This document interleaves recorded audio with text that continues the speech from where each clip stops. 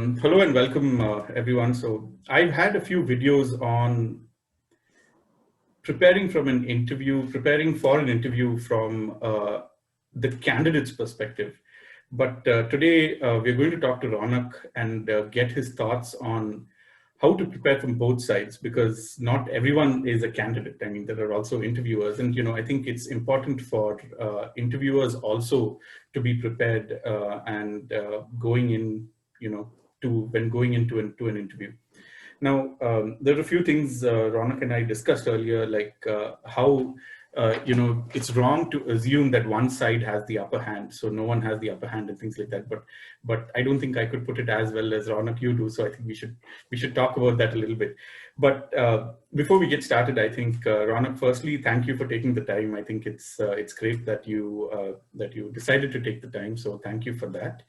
And without further ado, I just wanted to ask you if you could tell us a little bit about who you are and stuff like that, what you do, Ronak, please. Great, sure. Yeah, thanks, Aidal, for having me here.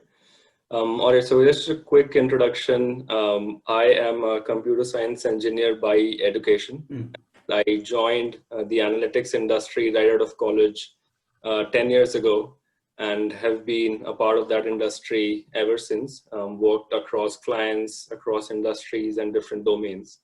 And right now I'm based out of the San Francisco Bay Area, working with an analytics company. So yeah, excited to be here. Interesting. So Ronak, you said that your education was in computer science, and then your career is in data science, data engineering, basically in the data space, right? So. Yeah. How did that happen? Like, was there a trigger, or what happened? How did you pick that career up, Ronak? It's interesting you ask, and the honest answer is it happened by chance. Obviously, had not planned for it, and like every graduate or a student about to graduate, there are multiple options in front of him or her. And one of the options that had come to our campus was in the field of analytics, and at the time, or at least I knew very little about it. Obviously, it seemed new and different than what a traditional computer science graduate would pick. So my initial hunch was that, look, let me just try something new. And that's the reason I picked that. And obviously it's been very exciting. I'm glad I picked that option, although it happened by chance. But that's the answer. I wish there was a better, well thought of decision, but I think it turned out really well. I'm really happy. Yeah, it's very interesting you say that, Ronak, and I'm sure it's not a decision you regret in hindsight. So of course, yeah. That sounds cool. And I think to be fair to you, it looks like at that time, like you said, analytics was a very small space and growing. So you wouldn't have had degrees like today. You have degrees in data science and data engineering and business analytics and stuff like that. I don't think at that time such degrees Correct. Even existed. So yeah, I think that's to be correct. fair, I think a lot of knowledge was like experiential, and obviously yes. it's much more. People are much more aware, and I think some of these courses that we learned on the job, being taught in schools and colleges, which is awesome, by the way. I think Yes. I wish we were also taught, but anyways, I think what you said is perfect. That we didn't have the knowledge that the students have right now. It sounds like it was like some 40 years ago, but it was just 10 years ago. That's Yes. True, actually. Yeah. It's amazing how times, technology, and I think in the analytics space, even methodologies have changed from what it was, let's say 5 or 10 years back, and what people are using today. Even just computing power, right? I mean, with cloud computing and stuff like that, has transformed a lot. So, Ronak, I think we started off this conversation by talking about how an interviewer must prepare for an interview. So can you share some thoughts on that? So can you give us the interviewer side of the world and just your perspective, I think just your personal perspective on something like that, Ronak, please. Right. Yeah. And you also touched on a few topics, which is, one person or side doesn't have the upper hand, which I'll try. What I'll start with saying is, at least from an interviewer side, when you go into a discussion, one thing that at least I try to keep in mind is you're representing a brand or a company. Yes. And for the candidate, the only or one of the few touch points that he would have with the company is you, right? So that is something that I try to be cognizant of, that my actions, my thoughts should come across as what we represent as a company, right? So that is one thing. The next thing is just being prepared, right? And I know you also mentioned this from an interviewee side, that how important it is to be prepared. I personally feel it's equally important to be prepared from an interviewer side as well, which Very true. like things like going through the candidate's profile, what is the experience, look for relevant experience, and things like that, right? What it does is it saves the time while you're actually in a discussion, and you could jump right into the discussion on what both of us want to discuss, right?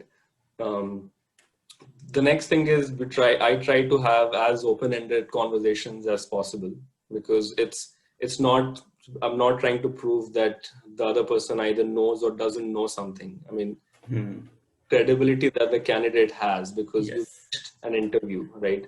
So you've gone through initial screenings, you've gone through, let's say, the first round of probably technical interviews or whatever. So there is some credibility that the candidate has. So I don't need to again prove that you don't know something. And there will always be cases where either the candidate doesn't know something or I don't know something, but the interview is not for that. What we try to keep it is as open-ended as possible.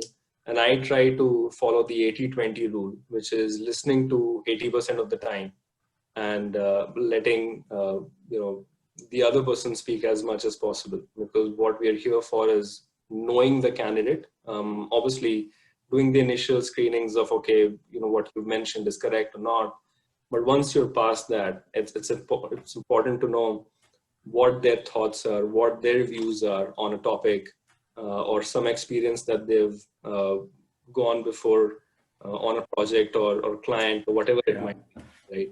And I'm sure I have at least learned or have seen a different point of view when candidates speak about it, right? So that is interesting. I just try to know the person better, and through that we ask questions that what might be suitable for the role, or you've done is either correct or not. But more importantly, how's the profile of that candidate, right? So those I think a couple of the more important ones, right? But before I go ahead, I'm just curious to see what you also have seen in your experience, and how do you tackle the same thing while you're in a discussion as an interviewer?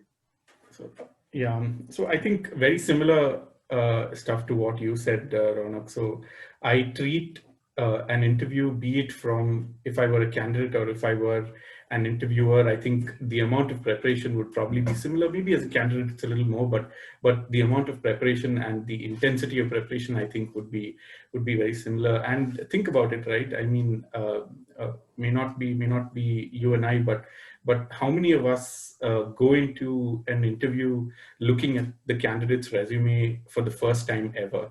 Like we've never even looked at the resume. Before that, and sometimes you don't even know if you have the resume or not, and you have to email a recruiter saying, "Hey, exactly. Do you have the resume of this candidate?" and stuff like that. So, I think that was on a side note, but I think to your question, what do I do, Ronak? I think a few basic things I do. One is I definitely look at the candidate's resume. If they have a LinkedIn link, then I try to go into their profile to see if there is a correlation between what's been said in the resume and what's on their profile, because sometimes good candidates will probably have very good stuff on LinkedIn, but not mentioned in the resume. So I want to make sure that I try to get the best of both from the resume and from LinkedIn, Ronak. So I think that's one thing that I do. The second thing that I do is I also look at the job description, because sometimes you're interviewing candidates for different roles. I mean, in my world, I may be trying to interview a data scientist one day, a data engineer another day, and on the third day, I'm trying to interview a business analyst, and all of them they need different skills, so you cannot ask all three of them the same set of questions. And probably there's a little bit of an overlap, but you cannot ask them the same set of questions. So I definitely look at the job description and stuff like that. And I think that, the segue into that is I also prepare a list of questions.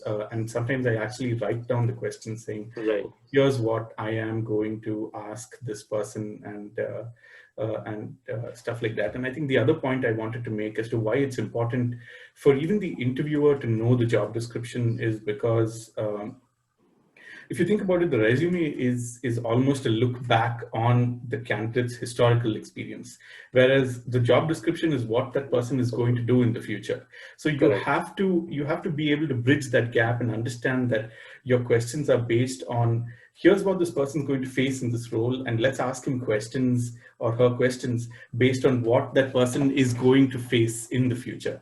Right. So I think that's true. I would think these are the three basic, things that I would do. And sometimes really depending on the process, I might talk to other people who've interviewed them in the past and say, do you know any strengths, weaknesses? Can you give me a quick overview of this candidate? What's your perspective? What's your opinion and stuff like that?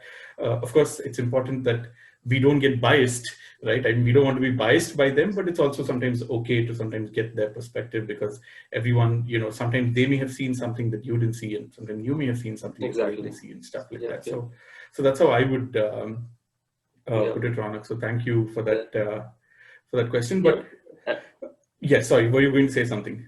I was just going to add one point. You mentioned that just looking through a candidate's profile, and sometimes what tends to happen is once you go through the candidate's profile, that person might have an experience, which either you understand very well or from a college that so there might be some kind of bias creeping into the interviewer's head. That is true. Right? So it's important that you try to be as objective and independent as possible, because either you might have heard something about a college or a company or a role or a team, and it's very easy that bias comes to your mind, and then you take a decision one way or the other in very early stages of the discussion. It might, but the idea being that it's very important for an interview to be as objective and independent as possible in a discussion. Because that's true.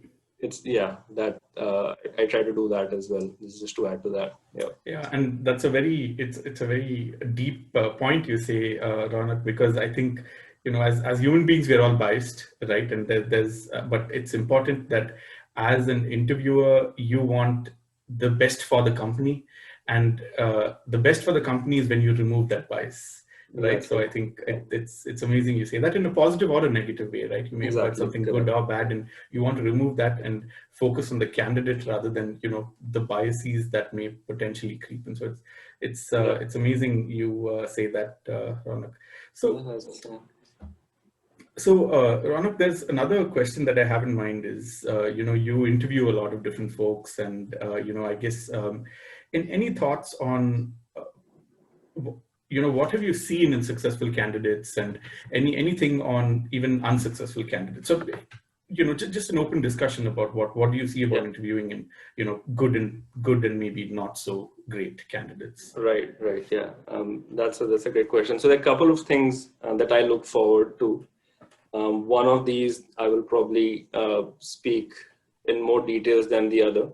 But the high level things is that while you're talking to the candidate, and it's really difficult to get a sense of all of this in just like 30 minutes or 45 minutes, but in some sense of, is that person willing to adopt, right? Adopt and adapt both. Why I say that is because especially the industry that we are in, which is analytics and data science, things change very, very rapidly, right? Right from technologies to teams to stakeholders to locations, right? I wish there would be a certainty saying that, okay, you're going to work on these things for the next year or 2 years. But the reality is that it might change the next day you join a team, right? Yes. So what we try to see is either you've had that experience where, you had to quickly adapt and like learn new things and you're comfortable, or you're of a mentality that, I need to know the things that I'm going to work on for the next 6 months. Otherwise I'm challenged and I'm not going to reach 100% of my efficiency. I mean, there are two different personalities. It's hard to see or pick what is right. But what's relevant to us at least is that, are you okay if we just, give you a problem which is like not explored, and you have to do a ton of things to figure out what needs to be done or adapt really quickly to a technology. And I know, Agnel, both of us have been in positions where we've had to change a ton of things very short time, right? So we try to look for that. One is, how quickly to different situations.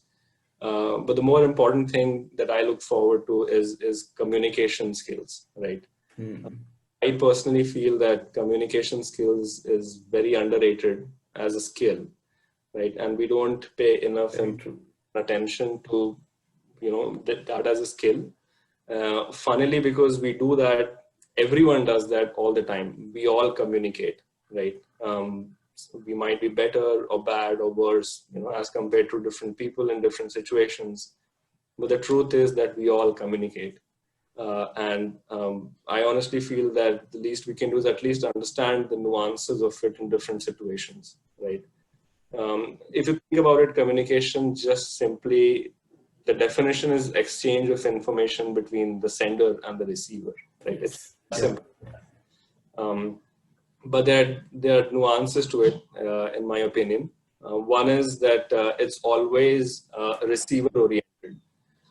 So if you're communicating something, you have to put yourself in the shoes of the receiver, and then probably, communicate in however you want to do that. There are different ways to do it. Obviously, it's verbal, non-verbal, and written. And in times where all of us, or at least most of us, are remote and we're talking on the screens and everything, written and, verbal obviously becomes important. Non-verbal, not so much, because we're on, on both sides of the screens, we may not be able to judge the body language or whatever. But it's important that we think from the receiver's point of view, right? One of the funny quotes I've heard or read about communication is, the biggest misconception people have about communication is what you've said has been received with the same intention, right? Yes. It's almost never that. So we have to assume that what you've said is not understood or will not be understood in its plain form. So it's always good to add a few layers of information, thinking from a receiver standpoint on, if I say this, he or she might have other questions, so let me just include that also. And things like that, right?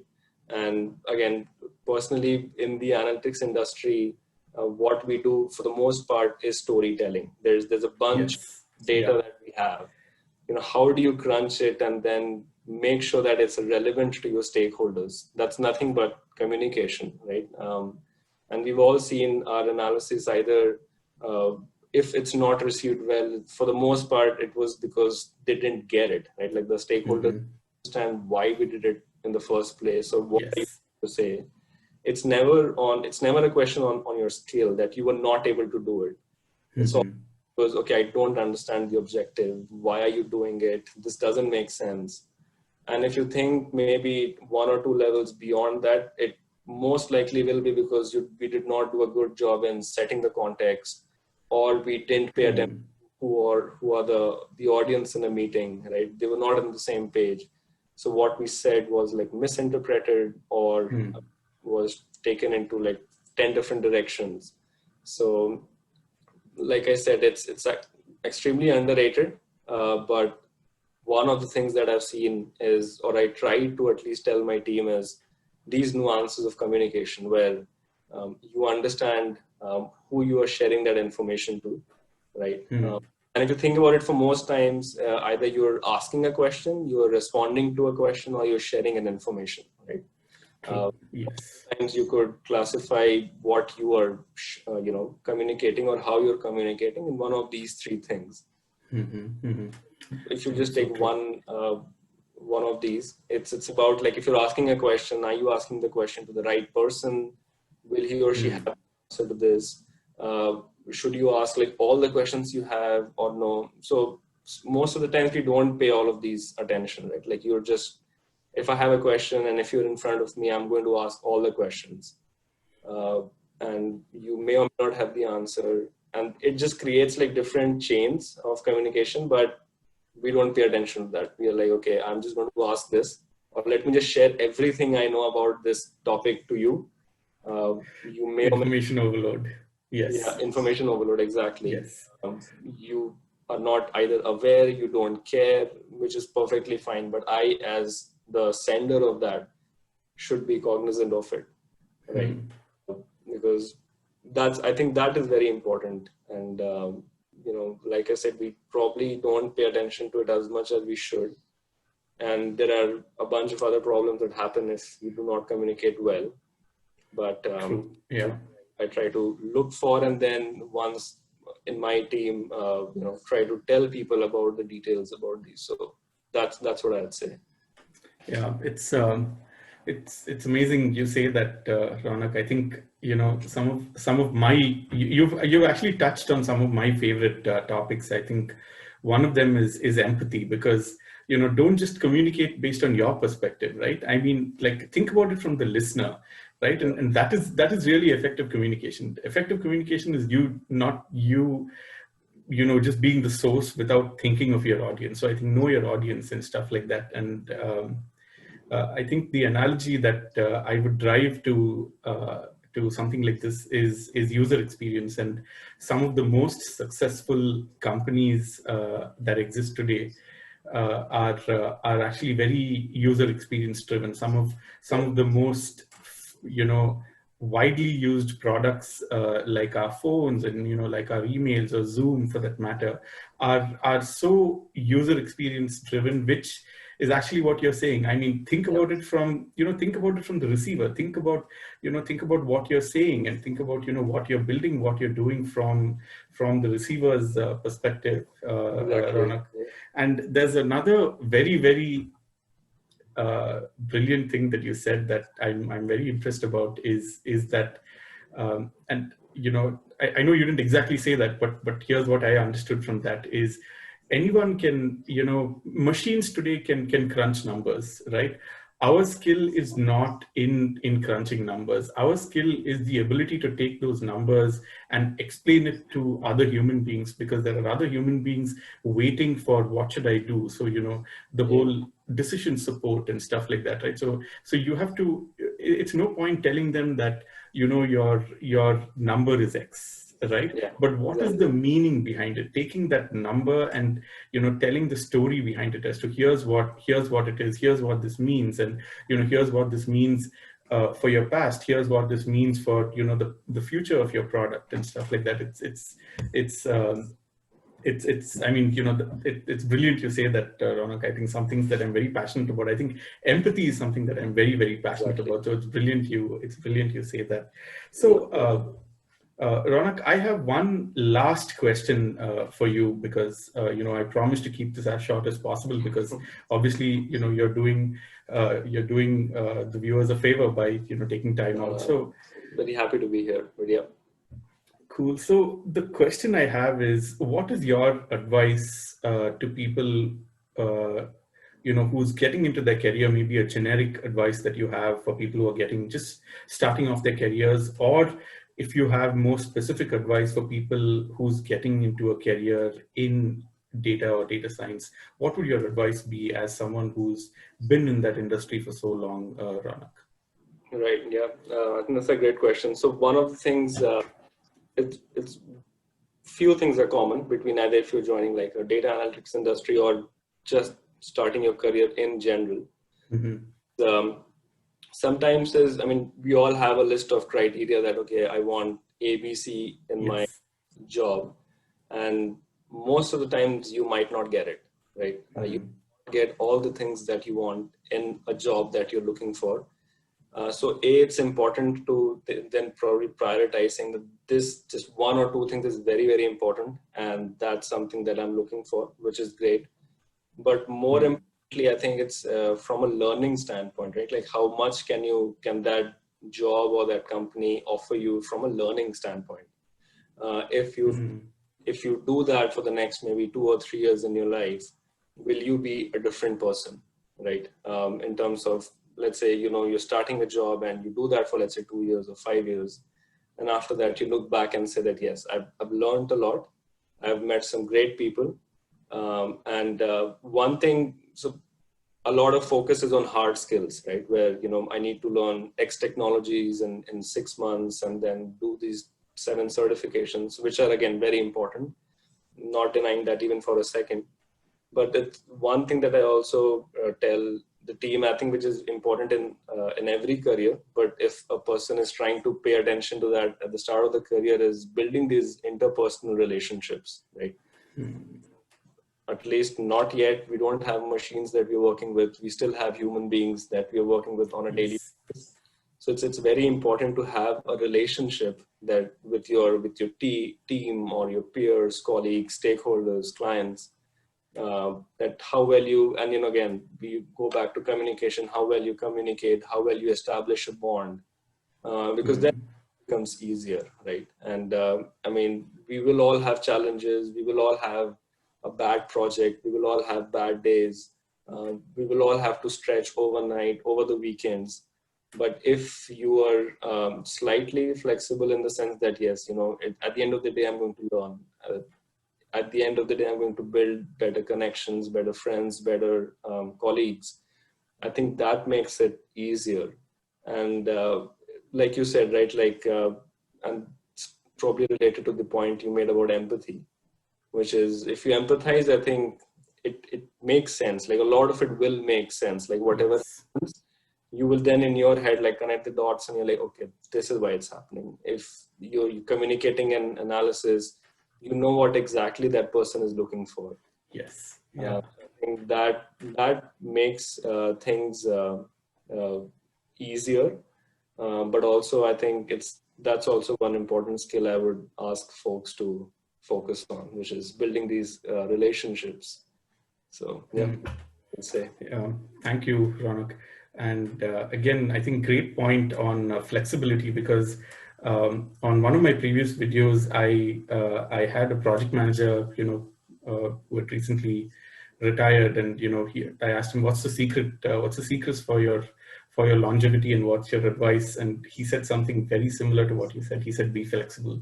He said, just tell people to be flexible, because everything is changing around us. Technologies are changing, data is changing. I mean, platforms are changing. Cloud computing didn't exist 10 years back. It wasn't as rampant as it is today. The kind of analyses that we do, the kind of problems we solve in the world today has changed. So if you try to solve 10-year-old problems, you'll never adapt. And I think so. You touched upon it twice when you said it's important for the person to adapt, and I think you mentioned about flexibility. So it's amazing you say that, Ronak. So I want to end by saying thanks a lot. I think I've personally learned a lot in this discussion with you. So I just want to say thank you for taking the time, Ronak. Not at all. Thanks for having me.